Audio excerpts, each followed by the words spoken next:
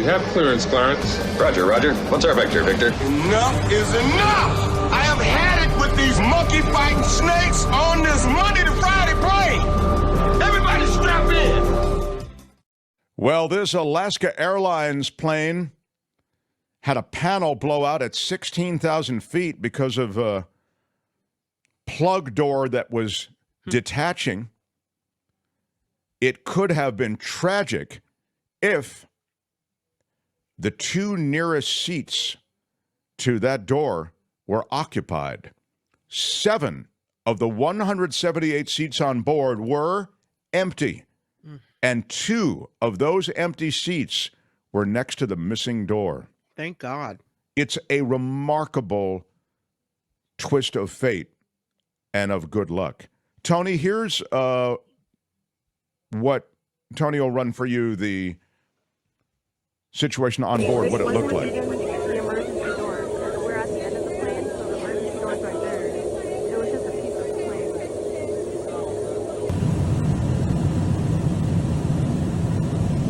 plane. There it is. You can see I mean, that's insane, right? Absolutely insane.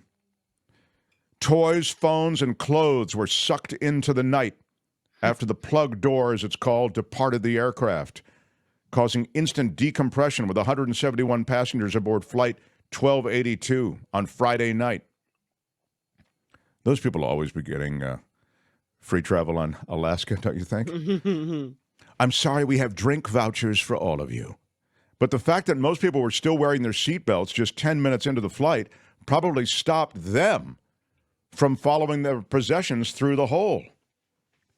We are very, very, very fortunate here that this didn't end up in something more tragic, said the NTSB chair, Jennifer Homendy, the National Transportation Safety Board, of course. No one was seated in 26A and 26B, where the door plug is.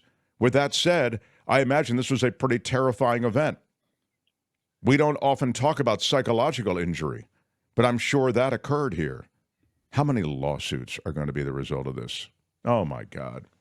You'll sue, would you say, Alaska and Boeing? And Boeing. And Boeing is very much a part of the story, and I'll get to them in a second. And maybe even the FAA. Yeah. I mean... Because this particular plane had its warning lights come on 3 times in the last couple of weeks, in December and twice in January. And so this particular plane was pulled from flying over the open ocean. It could only fly over land where it could get to another airport in case of emergency quickly. Really? This is the plane you want to put people on? That's exactly right, what Kim is saying. The airline saying, Alaska, that it received a notice from the FAA that additional work might be needed on 18 planes. And the jetliner that suffered this in-flight blowout over Oregon was not being used for flights to Hawaii. That's a regular route for Alaska because of these warning lights that Kim's talking about. And those warning lights indicate a pressurization problem. It let up on that light on 3 different flights. Alaska Airlines decided to restrict the aircraft from long flights over water so that the warning light, if it reappeared, could signal a return to an airport. Homendy, who is, again, the NTSB person, cautioned that the pressurization light might be unrelated to Friday's incident. Oh, yeah, of course. You Yeah. know, it's Total unrelated coincidence. when the Yeah. pressurization in the plane blows out a plug door. Yeah, that's unrelated. Sounds about right. Yeah. Can you believe they even allowed people to get aboard this plane? The warning light came on 3 different flights. The cockpit door flew open during the flight, and the depressurization ripped the headset off the first officer. What? The captain lost part of her headset. A quick reference checklist kept within easy reach of the flight crew also flew out the door. It was described as chaos, very loud, between the air and everything going on and around them. It was very violent, they said. This is not the end, because Boeing, with these MAX 7s, many of them have been grounded as a result of this. Boeing, with these MAX aircrafts, wants the FAA to do what? To exempt the MAX 7 from safety rules to get the MAX 7 back in the air. So it was the Max 9 was the one that had the door plug issue. The Max 7 is the smallest of their jetliners, and it's so far uncertified. But listen, if you have one problem on a Max jet, then it doesn't matter what it's a 9, is it a 7, whatever it is. Safety, you don't exempt safety rules. Well, here's the deal. Tony's got up for you the Max 7 and the Max 10 and the Max 9. There's a diagram on those who are just listening. We're just showing a diagram on YouTube. But here is the deal on the specifics on this Max 7. Boeing is asking for an exemption from key standards of the 737 MAX 7. That's the still uncertified smallest member of Boeing's newest jet family. Okay, as Kim says, there's the 9 and the 10. Mm-hmm. Because early models of the MAX currently flying passengers in the U.S. have had to limit use of the jet's anti-ice system. Boeing discovered a defect in the system with potentially catastrophic consequences. So you understand this has nothing to do with the problem with the fuselage. This has to do with a completely different issue with the engine. This flaw could cause the inlet at the front end of the pod surrounding the engine, that's known as the nacelle, to break and fall off. Wow. And Boeing wants a workaround on this. Who's comfortable climbing aboard a Boeing 737 MAX jet? A dangerous flaw in the original 1960s design of the Boeing 737, thought to have been eliminated, is now going to be the focus of investigation into this emergency that occurred on the Alaska Airlines flight. Alaska Airlines, of course, grounding 65 of these 737 models. These are the latest ones, too. So you see there are a lot of questions around this, and then you get to what I was talking about. The idea that Boeing has sort of taken over the FAA. That's why they can even ask the FAA for a workaround. But again, this was an almost exact repetition. This loss of the door was almost an exact repetition of what happened to Southwest Airlines Flight 812 from Phoenix to Sacramento in April of 2011. In that case, the sudden explosion caused a hole in the roof of the cabin.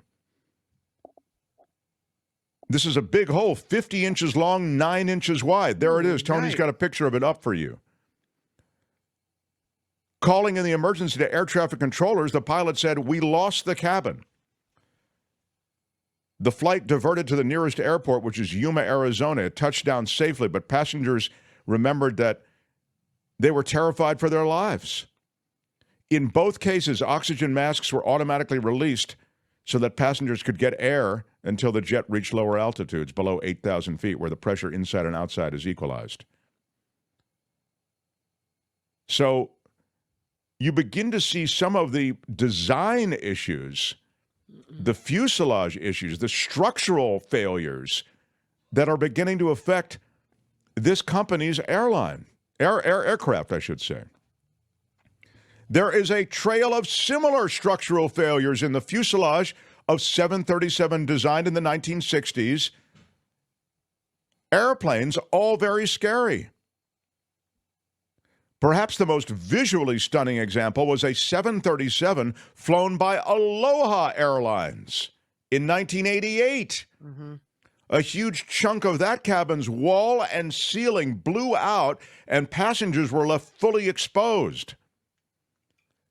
Those pilots got the airplane down safely, but that incident was attributed to metal fatigue caused by humidity. In 1981, a Taiwanese 737 dived from 22,000 feet after an explosive decompression. That ended with everyone on board dying, 110 people. When Boeing designed this extensively updated model of the 737 in the early 1990s, The new generation that it made had 38 changes to supposedly eliminate structural failures. They also took the fuselage off the production line and tested it 3 times to its expected lifespan. That said, some experts who are involved in the safety of aviation said that this test did not really replicate the stresses on a jet that often makes jets like when you are getting on a jet, chances are that jet has gone 7 or 8 times to or wherever they're going, different destinations. And apparently when Boeing tested the strength of this fuselage as they made changes, structural changes, they didn't really account, some safety experts say, for that degree of like commuter type flight work. You know, the fuselages of the 737 MAX are manufactured by Spirit Aerosystems in Wichita, Kansas. There have been quality control problems there. And last year, Boeing discovered that in some of the fuselages, the aft pressure bulkhead, which is critical to the prevention of decompression in the cabin, had been incorrectly assembled. So as Alaska checks every one of the grounded jets for telltale cracks, they're going to be using highly advanced scanning technology. They're looking for deeply buried flaws that everyone had assumed had finally been eliminated. So this Alaska Airlines episode highlights a problem unique to the 737. How to carry forward engineering from the analog age in an airplane that is, in other major respects of this era,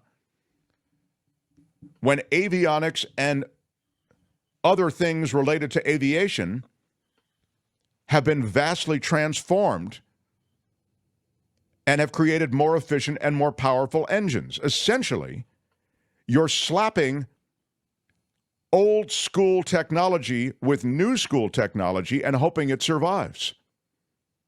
The 2 737 MAX crashes that killed all those people, that was the problem, right? It was a software that they had introduced into the flight control, right? That's new school technology into old school technology. Mm-hmm. The 737's relatively cramped flight deck is crammed with new avionic aids, but still requires hand-on muscle power in some situations.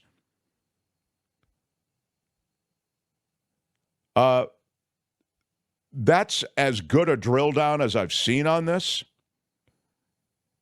The basic competitor to Boeing, at least on passenger aircraft, is Airbus. Right. So Airbus, their series, which is kind of comparable to this, it's the A320. And then I'll wrap up, but just to kind of button this out, the A320 from Airbus, designed in the 1980s, and it's far more easily updated with new engines and new avionics. And so it's likely Airbus is going to, I think, overtake Boeing in a big, big way. I think they already have for market share. But the fact that Boeing is essentially asking for a pass from the government to exempt their new MAX 7 from safety rules just to get it up in the air, that should tell you all you need to know. And they did recover that door, right, Kim? They found it in, where did they find it? They found it in the backyard of a home belonging to a teacher in Oregon. Wow. It's like, hey, got your plug door in my backyard. Not only did they find the plug door, they also found a couple of cell phones, one of them at least, if not both, perfectly intact. Hardly a scratch on it that they think had been sucked out of the plane. Right. And landed on the side of a roadway. Somebody Unreal. Found it was still open with a website about how to retrieve your checked baggage. Yeah. And yet they can't find my luggage from that from that cruise ship. That's Stories from the Sky for today. This has been Stories from the Sky. The captain has turned off the seatbelt sign, and you are now free to move about the cabin. Hi, it's Mark, and I thought that was great. Hit the notification bell. You'll know whenever there's a new video being dropped, and please subscribe to our channel to help us save the universe.